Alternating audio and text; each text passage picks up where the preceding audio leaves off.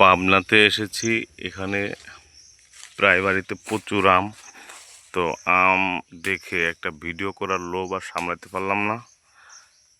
মাশাল্লাহ, এত আম আগে পর দেখছি, কিন্তু আমার এত আমি দেখিনি। দেখেন, আম পেকে প্রত্যেকের বাড়িতেই গাছে গাছে থোকায় থোকায় আম, অথচ কেউ আম পারে না। তা আমগুলো দেখে আমার খুবই ভালো লাগলো। এখানে আছে, এটাকে বলা হয় রত্না আম। আমটা মোটামুটি বেশি একটা মিষ্টি না, তো মোটামুটি খাওয়ার মতো। দেখতে অনেক সুন্দর, ঘ্রাণটা অনেক দারুণ একটা ঘ্রাণ। দেখেন, এই আম আছে, এই যে পুরো গাছ ভর্তি আম, আম আর আম। ওই একটা আম আছে, এইটাকে যে কী আম বলে আমি বলতে পারতেছি না।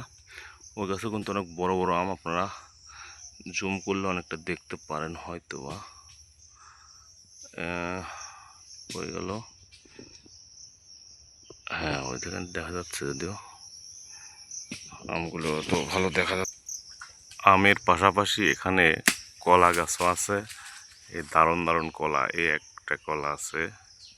পাশে পুকুর ভরপুর, অনেক পুকুর আছে এদিকে, দিঘি বলে থাকে, দিঘিও আছে অনেক বড় বড়। এখানে দেখেন প্রায় গাছে কলা ধরে আছে।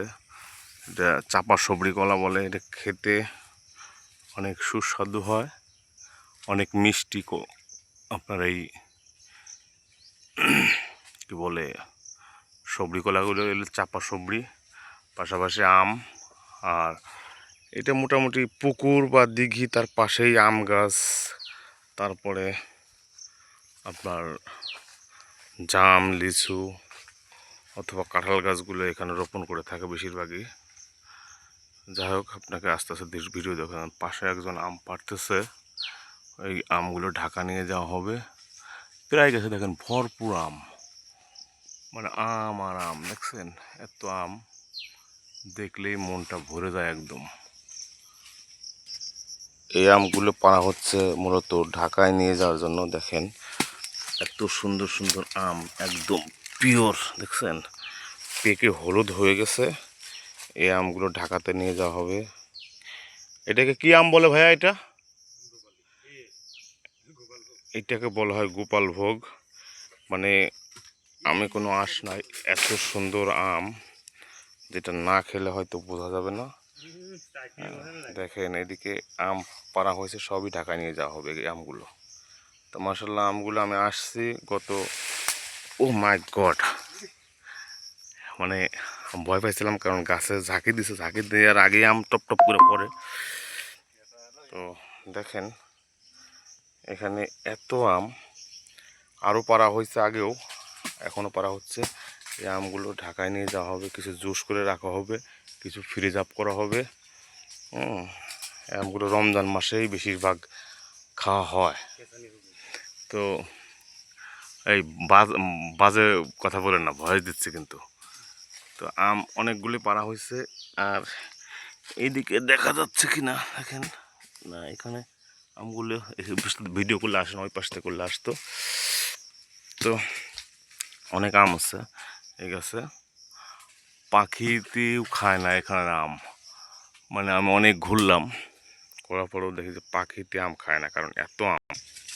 এইটাকে বলা হয় রত্না আম, অনেকেই তো চেনেন আমটা। তো এই যে দেখেন, এই আম দেখছেন, গাছ থেকে পাড়া হয়েছে। তো এই যে আমগুলো, এই পুকুরে যে কত আম পড়ছে তা অগণিত আম। এই যে দেখেন, গাছে ধরে আছে আমগুলো, ওই যে ওখানে আছে, ওই যে আম দেখা যাচ্ছে, এই যে আমটা পেকে আছে, দেখছেন। তো প্রত্যেকটা গাছে আলহামদুলিল্লাহ প্রচুর আম আছে। আমগুলা খাইছি, আমি প্রচুর খাইছি আলহামদুলিল্লাহ।